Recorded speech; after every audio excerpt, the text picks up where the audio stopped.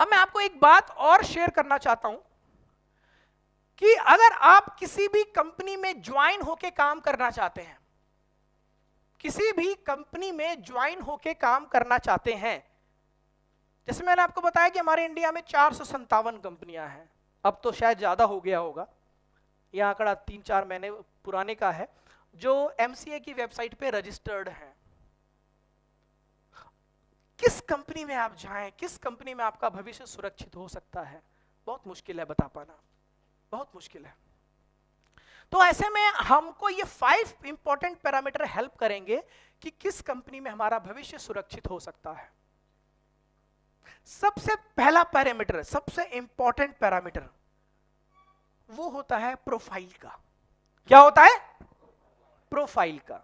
अब मुझे नहीं पता कि वो प्रोफाइल आप किस नजरिए से देखते हैं, लेकिन मैं आपको बताना चाहूंगा कि प्रोफाइल को किस नजरिए से देखना चाहिए।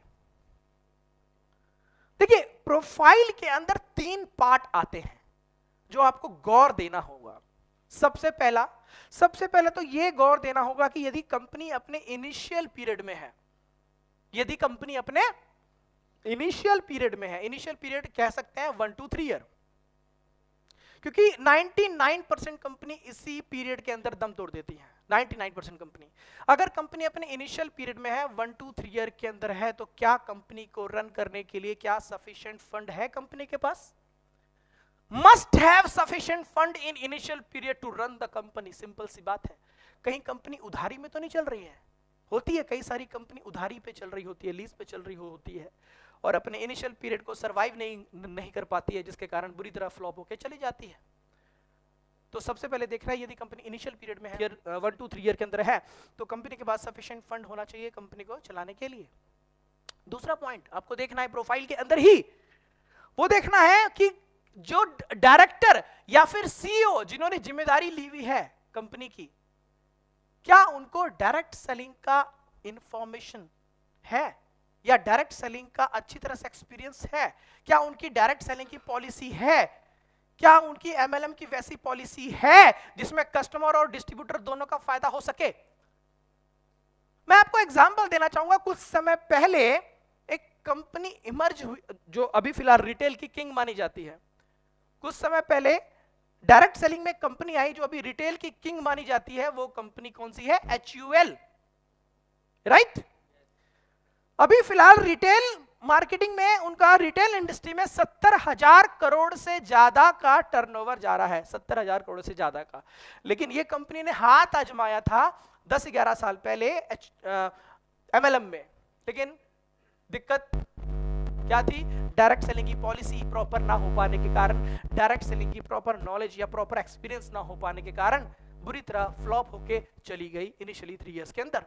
मैनेजमेंट में कोई कमी नहीं, पैसे की कोई कमी नहीं, फंड बहुत तगड़ा, लेकिन क्या चीज ने मजबूर किया इसको MLM से दूर जाने के लिए? वो था lack of direct selling policy, lack of adequate experience of MLM। Simple सी बात है, पैसे की कोई कमी नहीं थी इनके पास, एम्पायर बड़ा जबरदस्त है इनका अभी भी। तीसरा प्रोफाइल में आपको देखना है कि intention must be good both for the customer as well as for the distributor. कोई भी कंपनी चलती है कस्टमर से मैक्सिमम और कुछ हद तक लीडर्स के। हम सबको ये बात मालूम है, हम सबको ये बात मालूम है कि जब हमने पहली बार कोई कंपनी ज्वाइन किया था, पहली बार, तो एज ए लीडर नहीं ज्वाइन किया था। हमको तो MLM के बारे में मालूम ही नहीं था क्या होता है MLM। हमने एज ए कस्टमर के तौर पे हमने ज्वाइन किया। पहले सबसे पहले हमको कंपनी के प्रोडक्ट अच्छे लगे, यूज किया, कुछ दिन और यूज किया, कुछ दिन और यूज किया, शेयर भी किया, पता चला पैसा आता है। पैसा आता है, कैसे आता है? अच्छा ये करना पड़ेगा, अच्छा चलो हमने किया, सीखा, ग्रो किए, लीडर बने। तो कस्टमर से इमर्ज होके हम लीडर बनते हैं। तो जो भी कंपनी कस्टमर का ज्यादा ख्याल रखती है, समझ लीजिए उसकी इंटेंशन बहुत अच्छी है। मार्केट में कई सारी कंपनी ऐसे भी चल रही है जो कस्टमर को बताऊं किस तरह के जाल में फंसती हैं। कहती हैं यदि आप 3 महीने सामान या 4 महीने सामान लो तो 5वें महीने सामान फ्री मिलेगा। 6 महीने सामान लो, 7वें महीने सामान फ्री मिलेगा। मैंने आपको क्या बोला था कि आज का जो कस्टमर है ना, वो पुराना कस्टमर नहीं रहा कि जो कुछ आप बात बोलोगे वो सीधे सीधे एक्सेप्ट कर लेगा और आपकी बातों में आ जाएगा। आज का कस्टमर बहुत चालाक है, बहुत तेज है और हर एक चीज का सेंस रखता है। वो जब आप उसको ये बताओगे कि आप 4 महीने सामान लो, 5वें महीने सामान फ्री मिलेगा, या 6 महीने सामान लो, 7वें महीने सामान फ्री मिलेगा, तो वो भाप जाएगा कि मेरा जो फायदा है ना, या तो 5वें महीने में है या तो 7वें महीने में है। तो 4 महीने तक या 6 महीने तक जब मैं सामान खरीदूंगा तो मेरे जेब से एक्स्ट्रा पैसा जाएगा, जेब से एक्स्ट्रा पैसा जाएगा। फायदा कब होगा वो पता नहीं, लेकिन अभी तो मेरे को 3 से 4 से 5 महीने मुझे एक्स्ट्रा पैसा देना पड़ेगा।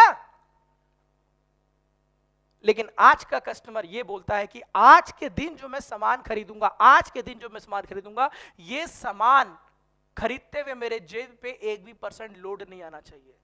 नहीं आता है, मैं खरीद लूंगा, अगले महीने भी खरीदूंगा, कोई दिक्कत नहीं है। लेकिन जहां मुझे लगा कि ये बोतल 10 या 15 रुपए की आनी चाहिए और मुझे ये 50 रुपए की मिल रही है, और किसी तरह मैं एक बार तो ले लूंगा, अगली बार नहीं लूंगा, फोन ब्लॉक कर दूंगा, जो मुझे समझाने के लिए दोबारा आएगा। राइट? ये बात समझनी पड़ेगी। तो ये इंटेंशन कंपनी का ऐसा होना चाहिए कि कस्टमर के लिए पहले ही दिन से बेनिफिट हो, पहले दिन से। दूसरा, लीडर के लिए बेनिफिट कैसा हो? लीडर के लिए बेनिफिट ऐसा हो कि वो कम एफर्ट लगा करके भी वो मैक्सिमम रिजल्ट ले सके। कई सारी कंपनी मार्केट में अभी भी ऐसी चल रही है जिसकी नियत में ही नहीं है पैसा देना, नियत में ही नहीं है पैसा देना। फॉर एग्जाम्पल, अगर कोई लास्ट में अगर बैठे हैं जिनको मैं जानता हूं, जैसे इंद्रजीत जी हैं, अगर इंद्रजीत जी मेरे यहां पे आना चाहते हैं तो 2 तरीके हैं इंद्रजीत जी को यहां पे पहुंचने के लिए। सबसे पहला तरीका, इंद्रजीत जी उधर जाएंगे, इधर जाएंगे, सीधा यहां पे आ जाएंगे। राइट? लेकिन नहीं, मेरी मंशा नहीं है कि इंद्रजीत जी मेरे पास में आए। तो मैं क्या बोलूंगा पता है? इंद्रजीत जी एक काम करिएगा, आप वो वाला गेट खोलिएगा, ऊपर जाइएगा, 2 मंजिल चक्कर 2 राउंड मार के आइए, और वो पीछे से घूम करके इधर से आइएगा और फिर आइए मेरे पास। आप, मैं इनको डायरेक्ट भी बुला सकता था, इतना क्यों घुमाया? इसलिए घुमाया कि घूमते घूमते घूमते घूमते घूमते घूमते इंद्रजीत जी का विचार बदल जाए मेरे पास आने के लिए, मेरे पास आए ना। कई सारी कंपनी क्या होती है कि लीडर से इतना काम करवा लेती है, इतना काम करवा लेती है, इतना काम करवा लेती है, लेकिन पैसा देने की नीयत नहीं होती उनकी। ये टर्म कंडीशन, ये टर्म कंडीशन, ये टर्म कंडीशन, एक लेग पे नहीं, फिर दूसरे लेग पे, फिर तीसरे, फिर चौथे, फिर पांचवे, फिर टर्म एंड कंडीशन, फिर साइड मेंटेनेंस, बहुत सारी चीजें होती हैं। कंपनी की देने की नीयत ही नहीं होती है। मेहनत आप जितना करवा लो उनसे आप। तो इंटेंशन साफ तौर पे कस्टमर के लिए और डिस्ट्रीब्यूटर के लिए पहले दिन से अच्छी होनी चाहिए। तो आपको ये तीनों पॉइंट देखना है प्रोफाइल के अंदर, तीनों पॉइंट। ठीक है? दूसरा पैरामीटर, दूसरा इंपॉर्टेंट पैरामीटर, प्रोडक्ट। देखिए, मार्केट में सर्विस बेस्ड कंपनी भी चल रही है, प्रोडक्ट बेस्ड कंपनी भी चल रही है, और जैसे मैंने बोला कि फॉल्स एमएलएम में विदाउट प्रोडक्ट बेस्ड कंपनी भी चल रही है। लेकिन आमतौर पे ये हिस्टोरिकल एविडेंस एमएलएम में देखा गया है कि जो प्रोडक्ट बेस्ड कंपनियां होती हैं उसमें आपकी ग्रोथ और सेटिस्फैक्शन का लेवल कई गुना हायर होता है। तो सबसे पहले मैं रिकमेंड करना चाहता हूं प्रोडक्ट बेस्ड कंपनी को over to service based company को। राइट? तो प्रोडक्ट बेस्ड कंपनी है तो आपको क्या क्या चीजें देखनी है, बड़ी इंपॉर्टेंट है। पहला चीज आपको देखना है, सबसे पहला चीज आपको ये देखना है कि वो आपका यूज का है कि नहीं। भाई वो आपके यूज का है कि नहीं, कि ऐसा तो नहीं कि आप उसको लेके आ गए अपने घर के कोने में ले जाके सजा दिया, अब सोच रहे हैं कि मैं उसको यूज क्या करूं। राइट? वो आपके यूज का होना चाहिए, क्योंकि मार्केट में कई सारी ऐसी कंपनियां हैं जो कुछ कुछ ऐसा सामान बेच रही है जो किसी बंदे का नॉर्मल यूज का नहीं होता है, बट ज्वाइनिंग लगाने के लिए वो लोग ले लेते हैं। हम जिस कंपनी में पहले थे, सभी के घर में मोस्टली जितने भी ब्रॉन्ज से ऊपर का लेवल मोस्टली होता है, सबके घर में एयर प्यूरिफायर होगा शायद, ज्यादातर। क्या सच में रिक्वायरमेंट थी हमारे घर में? लेकिन फिर भी अपना लेवल मेंटेन करने के लिए, साइड मेंटेन करने के लिए, बहुत सारी चीजें ऐसी करने के लिए हमने लिया उसको। तो ये हमको देखना है कि प्रोडक्ट ऐसे होने चाहिए जो हमारे यूज के हों, ठीक है। दूसरा आपको देखना है कि should have different category of product. ऐसा तो नहीं है कि कंपनी केवल एक ही कैटेगरी को पकड़ करके बैठी हुई है।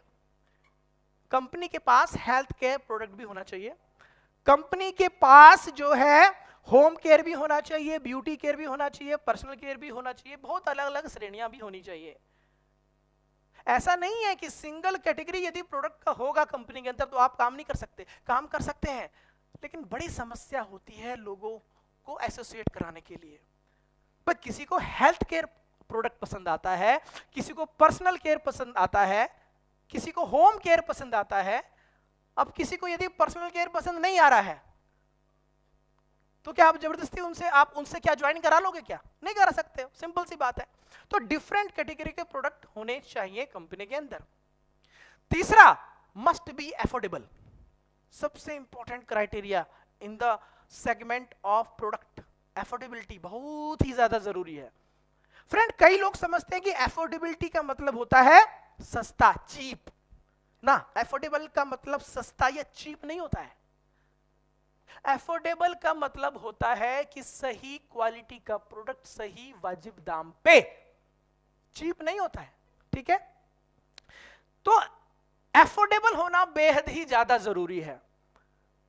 क्यों होना जरूरी है, इसके पीछे मैं थोड़ी सी एक आपको एग्जांपल देना चाहूंगा, हो सकता है मेरी बात से कनेक्ट आप कर लें।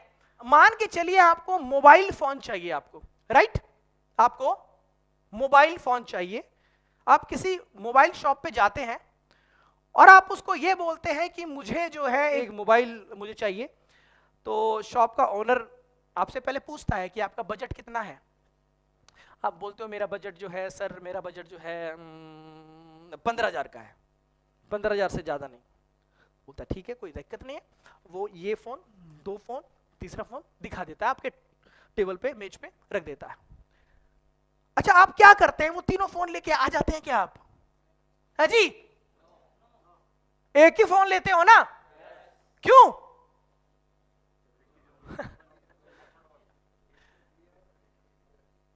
तीन में से एक आप चूज करते हो, दो को नेग्लेक्ट कर देते हो, किस बेसिस पे? हाँ जी, हाँ जी, फीचर के बेसिस पे, क्वालिटी के बेसिस पे।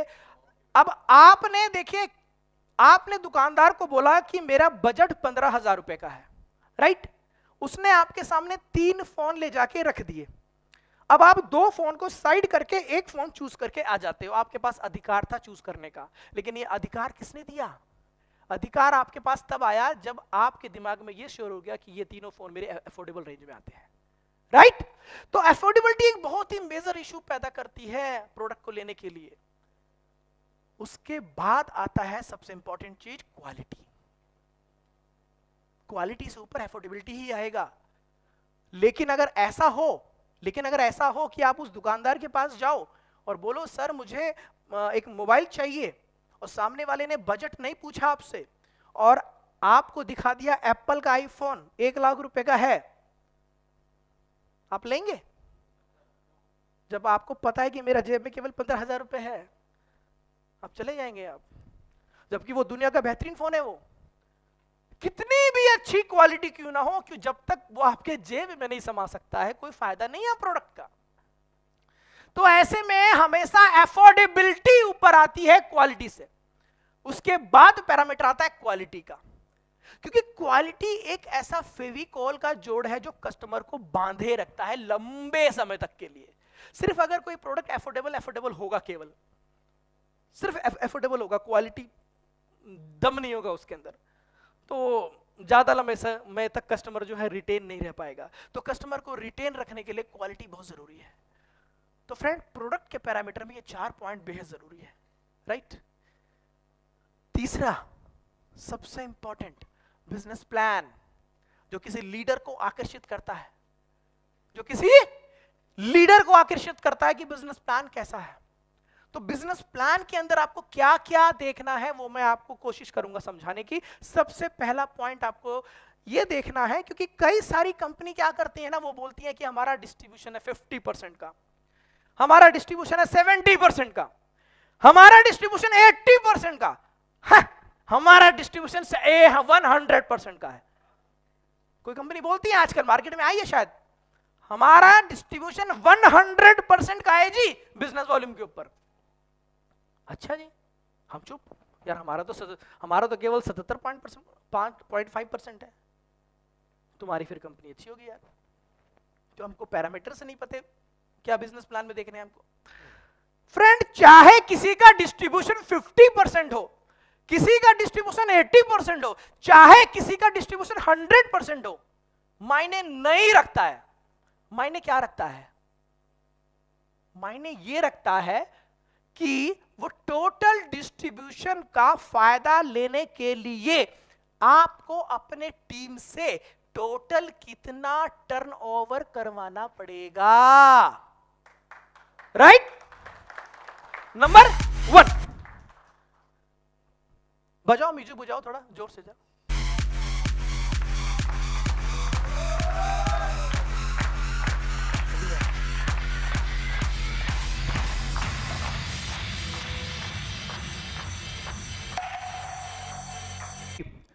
तो वो देखना ये पड़ेगा कि हमको वो टोटल डिस्ट्रीब्यूशन का फायदा लेने के लिए हमको अपने टीम से टोटल कितना टर्नओवर करवाना पड़ेगा, पहला चीज। दूसरा, हमको ये देखना पड़ेगा वो टोटल डिस्ट्रीब्यूशन का फायदा लेते लेते ऑन एन एवरेज हमारा कितना समय लग जाएगा। मार्केट में बहुत सारी कंपनी है जो केवल 60% का डिस्ट्रीब्यूशन लेने के लिए आपको 30 से 40 लाख का टर्नओवर करवा देती है। मार्केट में ऐसी भी कंपनी है जो टोटल डिस्ट्रीब्यूशन का फायदा लेने के लिए आपका 5 से 6 साल लगवा देती है। तो ये दोनों चीज आपको देखनी पड़ेगी आपको, राइट? ओके। उसके बाद आपको बिजनेस प्लान में सेकंड पॉइंट ये देखना पड़ेगा कि अगर कोई जनरेशन प्लान है, मार्केट में 3 तरह के प्लान चलते हैं, binary, mostly binary, generation, hybrid. अगर जनरेशन प्लान है तो जनरेशन प्लान में हमको देखना है कि यदि लेवल प्लान है तो लेवल प्लान के साथ एक समस्या आ जाती है, 2 समस्या आती है उसमें, level cutting and depth cutting हो जाता है। लेवल कटिंग क्या होता है? क्योंकि जो जनरेशन प्लान होता है उसमें मैक्सिमम लेवल प्लान होता है कि जैसे मेरा ये लेवल, मेरा 5%, मेरा 8%, मेरा 11%, मैं ब्रॉन्ज, मैं सिल्वर, मैं ईगल, मैं प्लेटिनम, मैं ये फलाना, अलग अलग लेवल होता है। तो जहां लेवल होता है वहां पे लेवल कटिंग ऑटोमेटिकली आ जाती है। डेप्थ कटिंग क्या होता है कि डेप्थ कटिंग में कंपनी, कई सारी कंपनी एक पार्टिकुलर डेप्थ तक ही आपको पैसा देती है। आपके 1000वीं गहराई में, 1000वीं गहराई में, या चलिए 1000वीं नहीं 100वीं गहराई में कोई लीडर आ गया और वो आपसे बेटर बिजनेस कर रहा है, आपको कंपनी उसका कोई बेनिफिट नहीं देगी अगर डेप्थ कटिंग कर रही हो तो लेवल कटिंग नहीं होना चाहिए और डेप्थ कटिंग बिल्कुल भी नहीं होना चाहिए। फिर आपको यह देखना है कि income should grow on the same turnover. Income जो है वो बढ़नी चाहिए अगर हमारा टर्नओवर अगर लगभग सेम चल रहा है, राइट? चौथा पॉइंट हमको बिजनेस प्लान में यह देखना है कि there should be single leg income. ये बड़ा ही रोचक पहलू है। ये रोचक पहलू क्यों है? क्योंकि मान के चलिए मैं ज्वाइन किया कोई कंपनी को, राइट? मैं ज्वाइन किया किसी कंपनी को और शुरुआत में मैं बहुत मोटिवेटेड था, बहुत इंटरेस्ट था मुझे इस कंपनी को लेके, मैं ज्वाइन किया और मैंने सर को ज्वाइन करा दिया। और सर को ज्वाइन कराने के बाद मेरा इंटरेस्ट उस कंपनी से हट गया, मेरा एमएलएम के प्रति ही इंटरेस्ट हट गया और मैं अपने जो पुराना काम कर रहा था वो काम करने लग गया और मैंने कोई दूसरी लेग भी मैंने नहीं खोली और दूसरी लेग मेंटेन करने की बात तो दूर है।